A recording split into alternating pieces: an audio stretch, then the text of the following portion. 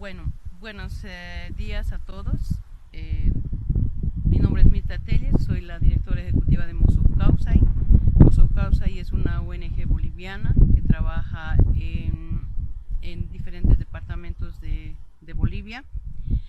Nace en 1993 como una asociación de jóvenes voluntarios con el fin de fortalecer a las comunidades campesinas y trabajar por ellas, en especial a aquellas que sufren de extrema pobreza.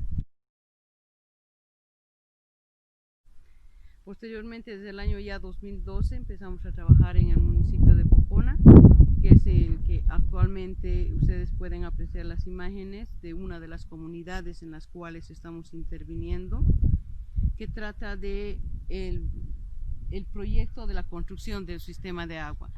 Nosotros estamos en la comunidad de Yurasmolino. Este sistema de agua ya tiene una data de 30 años, ya ha cumplido su vida útil. Estamos en plena ejecución. El proyecto cuenta con el apoyo de los campesinos.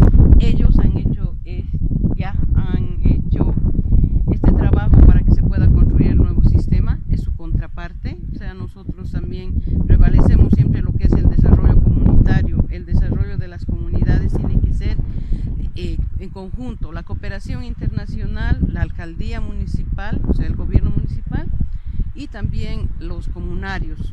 Juntos vamos a lograr a poder ser portadores de nuestro propio desarrollo, ¿no? Entonces, como pueden apreciar, esta es una de las comunidades que se encuentra en Pocona.